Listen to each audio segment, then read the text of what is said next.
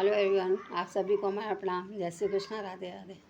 श्री श्रीमती प्रेमलता वर्मा आपसे बात कर रहे हैं। आज हम लोग कुछ बातें करते हैं। मेरा प्रभु सबसे निराला, अनोखा, नैन कजरारे, घुंघराले बाल और काली कांवर वाला। जय श्री कृष्णा। मैं अपने वृंदावन वासी को सत सत प्रणाम करती हूँ। उन्होंने इतनी लीलाएं की, माखन खाने की, दूध चुराने की, दूध की मटकी फोड़ने की, तो इस तरह से वो बहुत सारी लीलाएं करते रहते थे। माखन रखा है, गोपियों के यहाँ जाकर के, तो अपने घर में चीज़ें नहीं मिल तो दूसरी जगह जाते हैं, लेकिन उस समय उनके यहाँ भरपूर था, पर उनको गोपियों से मिलना था, इसलिए वो अपनी गोपियों के पास जाते थे। उनका प्रेम उनको खींच के ले जाता था। तो वो गोपियों के पास जब जाते थे, उनकी मटकियाँ फोड़ देते थे। वो अगर जल भरने जाती तो भी फोड़ देते, दूध बेचने जाती तो भी फोड़ देते। रास्ते में आएगी, चल देख लूँगा, है ना।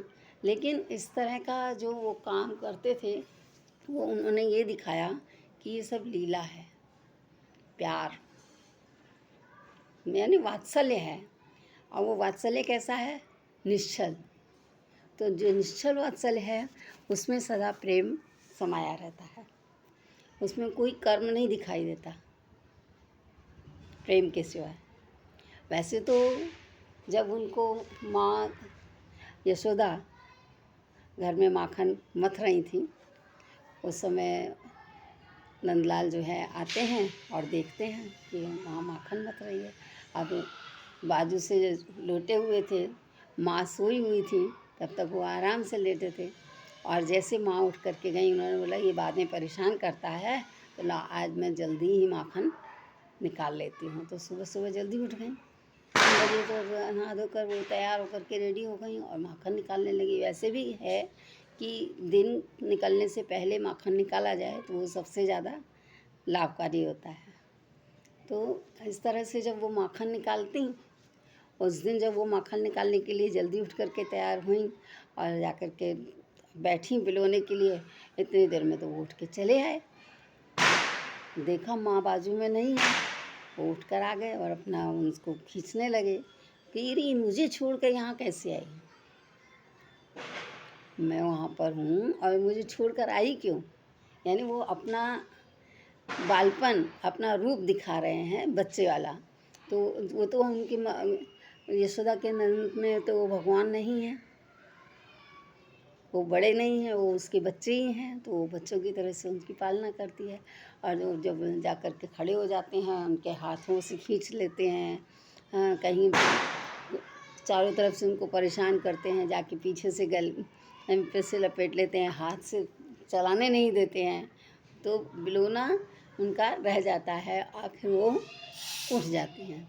जाता है इधर उधर, जो नहीं सुनती हैं तो इधर उधर जा कर के जो माटी के दूध रखे हुए थे उनको फोड़ दिया, सारा दूध गिरा दिया और आगे आगे चलते जाएं और अपना काम करते जाएं। उसने देखा, यशोदा ने ये क्या किया है, अरे इसने तो सब खराब कर दिया। अब उसको देखे, ठहर जा, छड़ी लेकर के घूम रही है, ठहर जा, मैं अभी आती हूँ तेरे पास, तुझे बताती हूँ तू क्या कर रहा है। तो इस तरह से वो अपना प्यार जताते रहते थे। माँ को हमेशा बच्चे अपने पास चाहते हैं, कुछ करो मत करो लेकिन मेरे पास ज़रूर रहो। तो ऐसा वात्सल्य, ऐसा प्रेम बच्चों का होता है, वो ही प्रेम वो वहाँ दिखा रहे हैं। और यशोदा माँ उसको इतना डांट भी नहीं सकती कि इतना उनका वात्सल्य है, इतना उनका प्रेम है कि वो उसको कुछ कह नहीं सकती हैं, और फिर वापस उसको गले से लगा लेती हैं। तो इस तरह से कहते हैं कि माँ जो जननी है, उससे भी ज़्यादा पालने वालों का अधिकार हो जाता है। जिसने ये देखा ही नहीं कि माँ है कौन, उस बच्चे को क्या पता। तो जिसने पाला उनका अधिकार ज़्यादा हो गया, और उन्होंने उसको इस तरह से पाला कि उनका ही बेटा है। तो नंदलाल जो हैं, जब बचपन में ही उनको पूतना ने घेर लिया था दूध पिलाने के लिए, तो दूध पीते ही चले गए कि पिलाओ, कितना दूध पिला सकती है। तो उनको तो उसका क्या करना था, वध करना था। लेकिन बच्चे के रूप में ही वो जैसे बच्चा लेके गई उसी रूप में उन्होंने उसका वध किया। तो दूध छोड़ा ही नहीं, पीते रहे पीते रहे पीते रहे। आखिर उसको एकदम से जब वो नीचे गिरी है तब वो उसके साथ नीचे गिरे हैं और तब उन्होंने उसको छोड़ा। तो इस तरह से उन्होंने पूतना का उसका भी उद्धार कर दिया। राक्षस नहीं थी पूतना, उसका भी उद्धार कर दिया। तो इस तरह से भगवान हमेशा सबका उद्धार करने के लिए हमेशा तत्पर रहते हैं। बोलते हैं ना कि ये मुझसे बात क्यों करती है, ये मुझे क्यों बोलती है, ये गोपियाँ मुझे मेरे पास क्यों आती हैं, क्योंकि वो जानती हैं कि ये नटखट है। और उस समय उनको पता लगता है जब वो जमुना किनारे जाते हैं नहाने के लिए, गोपियाँ नहा रही होती हैं तो उनका चीरहरण कर लेते हैं, तब उनको पता लगता है कि ये भगवान हैं। तो वो कहती हैं कि आप मेरे वस्त्र दे दो, हम जल से बाहर नहीं निकलेंगी, आप हमारे वस्त्र छोड़ दो। अब हम कभी है स्नान करते समय नग्न नहीं होएंगी, आप हमारे वस्त्र दे दो। वो पुकार लगाती हैं अंदर ही अंदर। तो उनमें से एक बड़ी एज की जो गोपी होती है वो हाथ जोड़कर खड़ी हो जाती है और कहती है, बहुत भगवान से प्रार्थना करती है। आखिर लास्ट में वो सब कपड़े वहीं छोड़ देते हैं और चले जाते हैं। तो इस तरह से जो है उन्होंने हर किसी को समझाया है, समझाने की कोशिश की है कि कभी भी नग्न नहीं रहना चाहिए। आप स्नान कर रहे हो तो वस्त्र बदन पर होना चाहिए।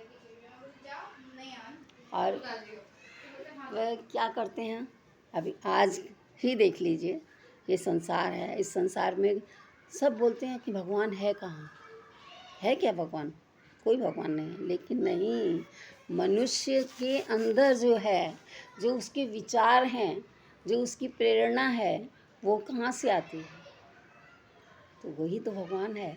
जहाँ शांति हो, धैर्य हो, संतोष हो, मौन हो और प्रकटीकरण हो, किसका, उस निराकार का। प्रकट वो है, हम लोग क्या हैं, हमेशा सचेत। तो चेतना में जो चैतन्य है, जो चेता हुआ है, वो हमेशा उजागर रहेगा। और जो उजागर है वो कभी किसी के साथ गलत नहीं चलेगा। गलतियाँ इंसान से ही होती हैं, कोई दूसरा नहीं करता। लेकिन समझ बहुत ज़रूरी है, धैर्य रखना बहुत ज़रूरी है, उसके बगैर संसार नहीं है। और जहाँ धैर्य नहीं वहाँ धारा बहती जाती है। तो ऐसी धारा बहाओ जहाँ शीतलता हो, प्रेम हो और प्रकटीकरण हो। जय श्री कृष्णा, राधे राधे। हंसते रहिए, खेलते रहिए, खिलखिलाते रहिए, मुस्कराते रहिए, सदा आनंदित रहिए, अपनी लाइफ एंजॉय कीजिए, आनंद ही आनंद। जय श्री कृष्णा।